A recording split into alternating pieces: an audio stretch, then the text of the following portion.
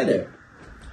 So tonight we're going to talk about Virginia Satir's book, Your Many Faces. Incredible book. The original book was written in 1978. However, they have made a few changes, a few tweaks, and even added a foreword that's very good. So, this is the book, Your Many Faces, the first step to being loved. And I think it's interesting that she used that because I have found throughout the book that it's the first step to being loved by you, loving yourself for who you are. I also love the fact that she uses the entire book like a play. So there's a cast of characters, there's anger, intelligence, love, stupidity, power, helplessness, courage, humor, and I think sex. So they are all these characters that we ourselves are all the time. And the whole book is about how our inner monologue and our inner selves interact with each other and how we can kind of harness that and use it to our own benefit. It's okay to be helpless and it's okay to have courage. If we can use those things in tandem, we can really find a way to love ourselves deeply and fully. And when we do that, we're able to love deeply and fully everyone else around us. We are sitting in one of my little areas. This is my little studio area. This is a way that I have to bring out some of my faces. I laugh here, I cry here, I find joy here. A lot of things that I need to process, I come here to do. And after reading the book, it's interesting for me to kind of know and understand that when I come here, if I come in angry, I can turn that anger into something really cool musically. If I come here sad, I can leave joyful.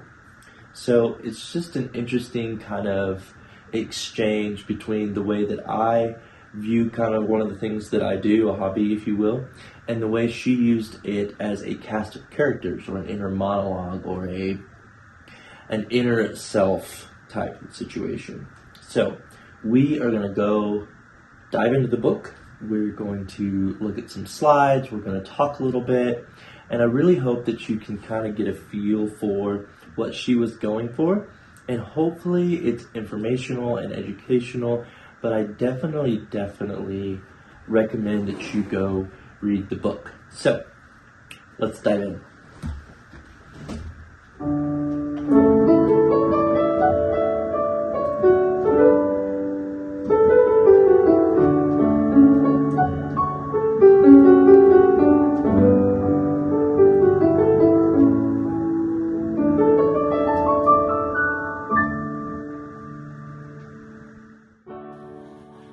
Okay, welcome back to Your Many Faces by Virginia Satir.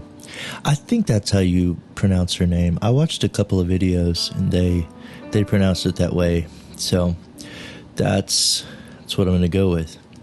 So a couple things. I just want to preface, the book doesn't just talk about like psychological theory. It goes into all the things that we experience, like our different faces. She uses the word faces. I really like that. The faces that we use to survive, to succeed, and throughout this little slideshow presentation, I want to explore those faces, how they impact our lives, how they show up in our families, and how understanding them can lead to real healing and growth. So let's dive in. Who is Virginia Satir? Virginia Satir was a trailblazer in the world of family therapy. Many therapists in her time focused only on like individual therapy. She saw that the problems didn't just live inside people, that they lived in the spaces between people, in the invisible, if you will, in rules, expectations, and emotional patterns that gets passed down from generation to generation through our families. She was a very compassionate human being. She loved everyone. She had a little saying that no one is broken. We're all just doing the best we can with what we learned. Her belief in people's capacity for growth and change, you can definitely see in all of her work, especially in this book. Okay, family dynamics. Satir explains that very early in life, we start creating all these different faces to get our needs met. Maybe we're the obedient child, maybe we're the joker, the achiever, or the peacemaker. I was much the peacemaker, I guess, to an extent. I would call myself probably the hero child more than anything. The oldest, all the responsibility that comes with that. So while we put these faces on at the time, they have, an important purpose. But here's the catch. Many of us keep wearing them long after they're needed. We bring them into our friendships, to our workplaces, into our romantic relationships, and a lot of times we don't even realize it. Satir does really well of inviting us to kind of just pause and reflect on what faces we're doing. Are they helping us live authentically, or are they keeping us trapped in old patterns? Let's look at the 4 survival roles. Satir describes 4 major survival roles that we take on when families are under stress. The placater tries to smooth everything over, agrees with everyone to avoid conflict. The blamer tries to feel powerful by pointing out fingers and criticizing. The computer, this was an interesting one. I kind of understand it, but I think I have to dive a little deeper to understand the computer. So they detach emotionally. They rely on logic and reason to avoid all the messy feelings. I could probably put myself in that category a little bit. Then we have the distractor. They jump from topic to topic or act silly to deflect attention from real problems. And when I read about all these, I can see parts of myself in all of them, and then I can see my brothers in a lot of them, and even my parents. And what she's trying to get across is that these roles, these masks, they're not necessarily flaws, they're survival strategies. But the growth happens when we can recognize them and try and choose something a little more authentic, which is super cool.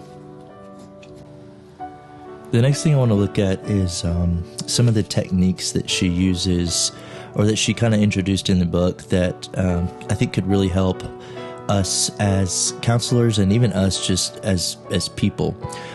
She definitely wasn't content on just talking about emotions. She wanted people to experience and physically be able to see their family dynamics. And one technique that she used to do that was family sculpting, which is really cool. It's where people would physically arrange themselves to represent emotional relationships. So mom, dad, brother, mom, son, brother, sister. You kind of got to be in someone else's role so that you could immediately sense who felt left out, who the dominating one was, who kept the peace most of the time.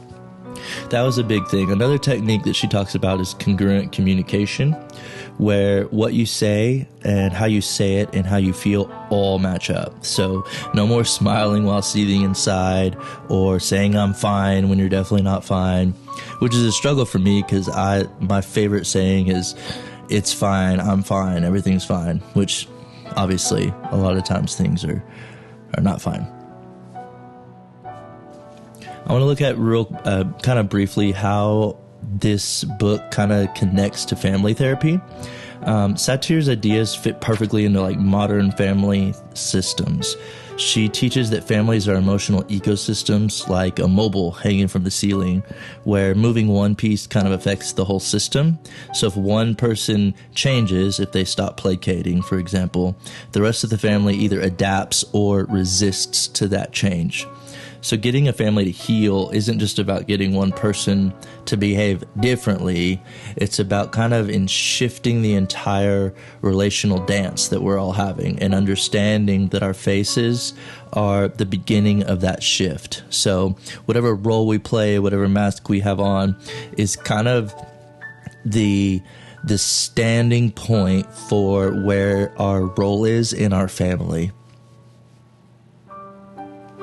So let's look at a little bit of application. In families where addiction is present, survival roles are super, super rigid. The placator constantly will cover for the addicted family member.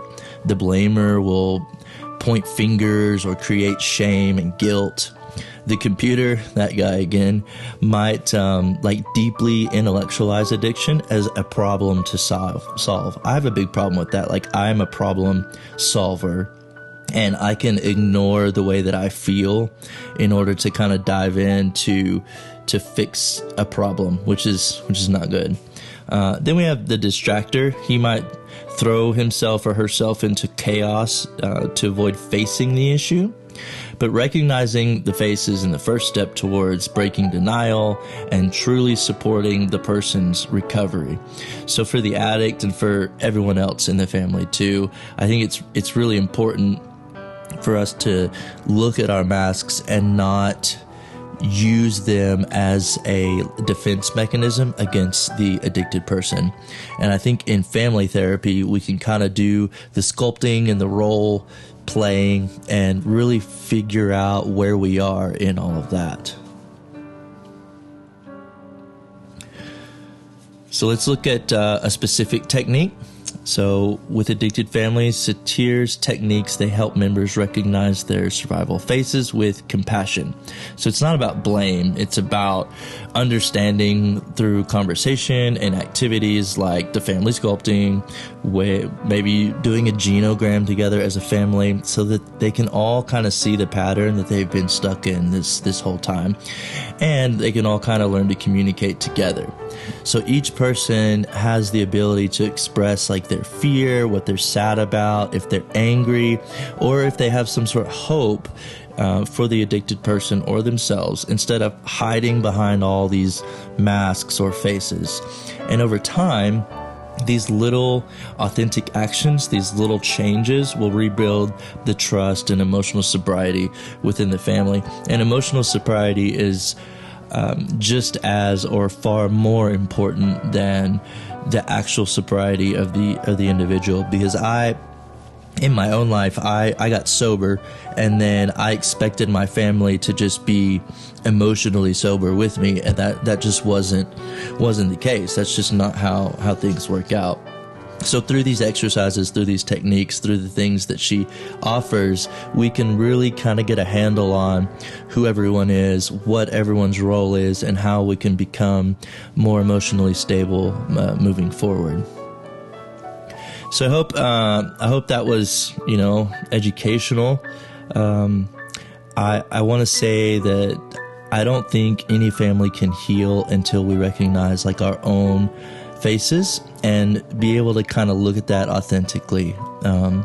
When we grow emotionally, the entire family begins to change. So instead of living, these tired old scripts, we can begin writing new ones.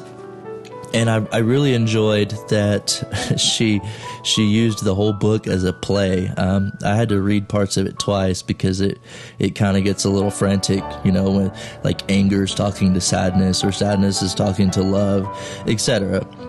But it's really cool. So they can rewrite the scripts based on like honesty, trust, and like real connection. The book really reminded me that true healing isn't about like fixing other people. It's about becoming like more whole myself.